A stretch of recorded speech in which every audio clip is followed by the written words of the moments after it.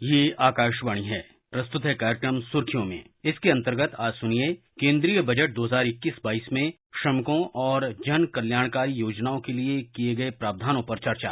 इसमें भाग ले रहे हैं श्रम मंत्रालय के पूर्व सचिव शंकर अग्रवाल और आकाशवाणी संवाददाता कमल कुमार प्रजापति। सरकार द्वारा चलाई जा रही जन कल्याण की योजनाओं और श्रमिक वर्ग के लिए संचालित योजनाओं के बारे में केंद्रीय बजट में कई अहम घोषणाएं होती हैं, कई प्रावधान किए जाते हैं। खास तौर पर श्रमिक वर्ग के उत्थान के लिए या उन्हें रोजगार के नए अवसर देने के लिए कई प्रावधान किए जाते हैं। हाल ही में वित्त मंत्री द्वारा केंद्रीय बजट प्रस्तुत किया गया और इस वर्ष भी श्रमिक वर्ग को लेकर या रोजगार के नए अवसर पैदा करने के लिए कई महत्वपूर्ण घोषणाएं की गई और जो चल रही योजनाएं हैं उनमें भी कई प्रावधान किए गए।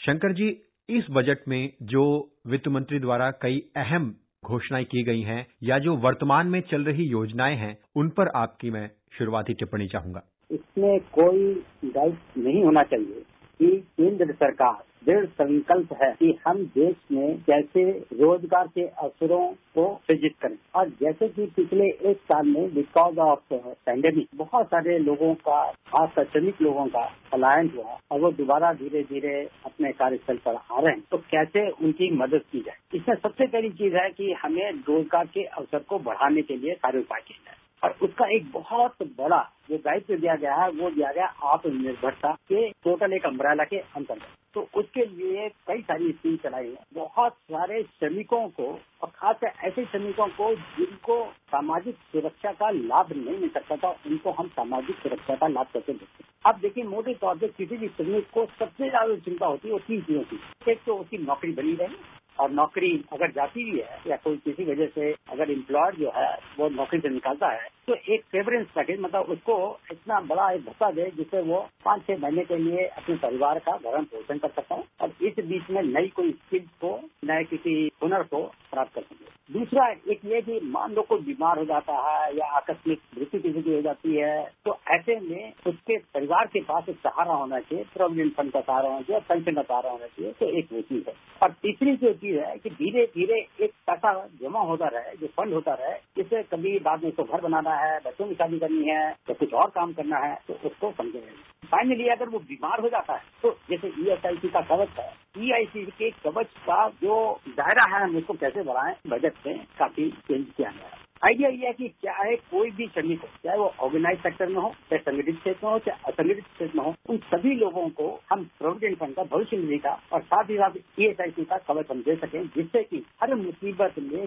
हर श्रमिक को इसका लाभ मिल सके। एक तरफ तो ये कहना। दूसरी तरफ एम्प्लॉयज को, जो लोग आप रोजगार देते हैं, जो मैन्युफैक्चरर हैं, इंडस्ट्रियलिस्ट हैं, उनको ये इंसेंटिव दिया जाता है कि वो नए नए लोगों की भर्ती करें और इसलिए एक नया योजना लगाया था जिसमें कि नए जो भी श्रमिक आते हैं रोजगार के अंतर्गत, उनका सारा कॉन्ट्रीब्यूशन, चाहे वो एम्प्लॉयर का कॉन्ट्रीब्यूशन है और चाहे एम्प्लॉय का कॉन्ट्रीब्यूशन है, वो भारत सरकार द्वारा वहन किया जाएगा कुछ सर्टेन पीरियड के लिए। ये बहुत बड़ा इंसेंटिव है। जहाँ तक बजट में एलोकेशन का सवाल है, इसके बारे में बहुत ज्यादा चिंता नहीं करनी चाहिए, क्योंकि कई बार क्या होता है कि एक साल में आपने बजट में प्रोविजन किया बट तो किसी वजह से उतना ज्यादा खर्चा नहीं हो सका तो अगली बार तो कम दिया जाता है, लेकिन अगर आवश्यकता बढ़ती है तो रिवाइज बजट में फिर दोबारा उसमें वृद्धि कर दी जाती है। इसलिए बजट एलोकेशन में क्या दिया जाए इससे बहुत ज्यादा अंतर नहीं करता। सरकार ने इस बार बुनियादी ढांचे को विकसित करने के लिए कैपिटल एक्सपेंडिचर बढ़ाया है, लगभग 35% तक ये बढ़ा है और रेल, परिवहन, शहरी विकास के कई मॉडल प्रस्तुत किए हैं और आकलन है कि अगर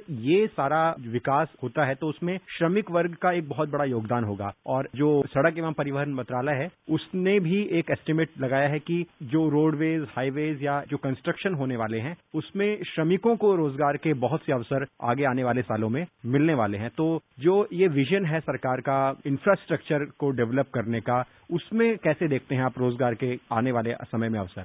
आपने जो बात कहा बहुत ही महत्वपूर्ण है। अगर अपनी नजर घुमा के चारों तरफ देखेंगे तो आप पाएंगे कि सबसे ज्यादा रोजगार के अवसर 2 क्षेत्रों में, एक रियल एस्टेट जहाँ पे बिल्डिंग बनाते हैं, कंस्ट्रक्शन का काम करते हैं, और दूसरा इंफ्रास्ट्रक्चर, जैसे कोई सड़क बना रहे हैं, ब्रिज बना रहे हैं, रेलवे लाइन बना रहे हैं, एयरपोर्ट बना रहे हैं। अब मान लीजिए अगर सड़क बना रहे हैं तो जो सड़क जहाँ जहाँ जिस गाँव से गुजरेगी उसी के आसपास के मजदूर वहीं पे काम करेंगे, तो वही लोकल एरिया में लोगों को रोजगार मिल सकता है। इसके लिए कोई बड़ा हाई स्किल की जरूरत नहीं, कोई सेमी स्किल अनस्किल है उसको भी इसका लाभ मिलता है। इंफ्रास्ट्रक्चर की योजना पूरी आती है तो इसका लाभ पूरे देश के सारे नागरिकों को मिलता है। और दूसरी तरफ जहाँ जहाँ ये सड़क बनती है या इस तरह के इंफ्रास्ट्रक्चर के काम होते हैं वहाँ के लोकल लोगों को रोजगार मिलता है, और खासकर उन लोगों को जो गरीब हैं, जो बहुत ज्यादा शिक्षित हैं, जिनके पास बहुत ज्यादा हुनर है। आप देखेंगे पूरे विश्व में केवल वही देश आगे बढ़े जिनके पास एक बहुत एफिशिएंट और बहुत अच्छी गुणवत्ता वाला एक इंफ्रास्ट्रक्चर हो। यहाँ से बम्बई जाने में बाई रोड अगर जाए तो भाई 24 घंटे लग जाते हैं। अब जो गडकरी जी एक नई सड़क बना रहे हैं तो उसके बन जाने से कुल 12 घंटे में ये सफर पूरा हो जाएगा। जो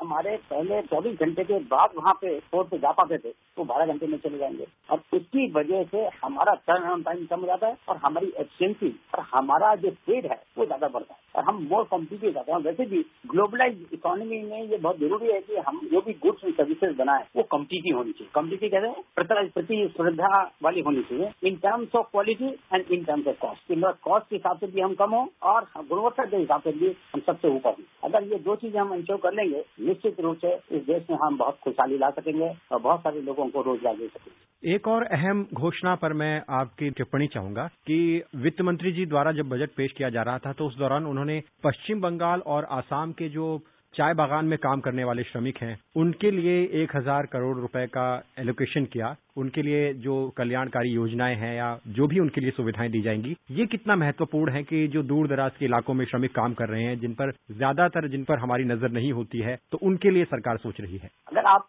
कभी चाय बागान जाएं तो देखने में बहुत सुंदर लगेंगे, लेकिन अगर आप जाके देखेंगे तो वहाँ के श्रमिकों को बहुत ही कम वेजेस मिलती थी। और इसीलिए जो अब नए लेबर कोड में कहा गया मिनिमम वेजेस, उसका बहुत बड़ा फायदा चाय बागान में काम करने वाले वर्कर्स को। नंबर 2 क्या होता है कि जो चाय बागान में काम करते हैं अगर आप उनके घर पर देखें तो झुग्गी झोपड़ी टाइप से टीन के बने हुए, बारिश आती है वो चूते रहते हैं और बहुत समस्याएं होती हैं। इसीलिए कल्याणकारी योजना में सोचा गया है कि क्या हम चाय बागान में काम करने वाले श्रमिकों को एक अफोर्डेबल हाउसिंग दी जा सकती है कि नहीं दी जाती है, उसके लिए काम किया जाएगा। तीसरा उनके राशन के बारे में, अभी उनको बहुत मीगर सा राशन मिलता है, हम सिर्फ उसी को देते हैं जो चाय बागान में काम करते हैं, लेकिन काम करते करते उसके बच्चे हो जाते हैं, काफी बड़ा परिवार हो जाता है और उन लोगों को शायद इसका लाभ नहीं मिल पाता, तो उनको हम लाभ कैसे दे सकते हैं। इसी तरीके से वहाँ के श्रमिक हैं उनके बच्चों को, उनके परिवार को स्वास्थ्य की सुविधाएं और साथ में गुड क्वालिटी एजुकेशन की सुविधाएं दी जा सके, इसके बारे में सरकार विशेष प्रयत्न कर रही है।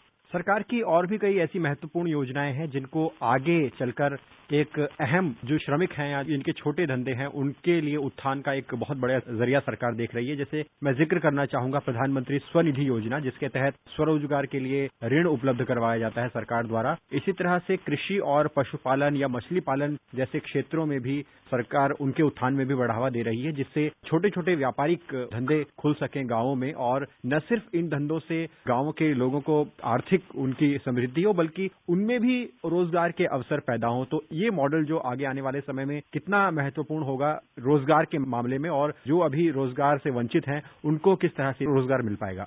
देखिए, अगर हम ये सोचते हैं कि सारे लोग बाग दिल्ली, बम्बई, बेंगलोर, कलकत्ता आते ही रोजगार पाएं, ना तो ये संभव होगा और ना ही ये डिजायरेबल। हमें कोशिश करनी चाहिए कि हम लोकल क्षेत्र में जो लोग जहाँ रहते हैं उसी के आसपास हम रोजगार के अवसर सृजित कर सकें। और इसीलिए जो आपने बात कही, तो मान लीजिए कहीं पे जो एग्रीकल्चर प्रोडक्शन है या हॉर्टिकल्चर प्रोडक्शन है, कहीं फल फूल या सब्जी लगाते हैं, या हम छोटे छोटे प्रोसेसिंग यूनिट और उच्च क्वालिटी के हम वहाँ लगाते, उनका काम होगा सेल कन्वर्जन करना। जैसे आपने टमाटर लिया तो प्यूरी बना दी या केचप बना दिया, इस तरह का कुछ काम कर दिया, या आपने कुछ और चीज लिया उसको आपने प्रोसेस करके वहीं पे आपने उसकी प्रोसेसिंग करने के बाद जो खाने वाला पदार्थ है वो बना दिया। उसके बाद जो पैकेजिंग है और मार्केटिंग है, that can be taken up by large corporate entity, और उनके पास काफी सारे संसाधन होते हैं। उसके माध्यम से वो भी बहुत अच्छी क्वालिटी की पैकेजिंग कर सकते हैं और बहुत अच्छे क्वालिटी से मार्केटिंग कर सकते हैं, और इसी बारे में कोशिश की जा रही है।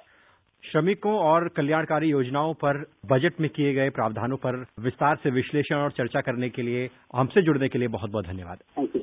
अभी आप सुन रहे थे केंद्रीय बजट 2021-22 में श्रमिकों और जन कल्याणकारी योजनाओं के लिए किए गए प्रावधानों पर चर्चा। इसमें भाग ले रहे थे श्रम मंत्रालय के पूर्व सचिव शंकर अग्रवाल और आकाशवाणी संवाददाता कमल कुमार प्रजापति। ये कार्यक्रम आकाशवाणी के समाचार सेवा प्रभाग द्वारा प्रस्तुत किया गया। इसे आप हमारे mobile app news on AIR पर भी सुन सकते हैं। इस कार्यक्रम के संबंध में अपनी प्रतिक्रिया आप हमें ईमेल कर सकते हैं।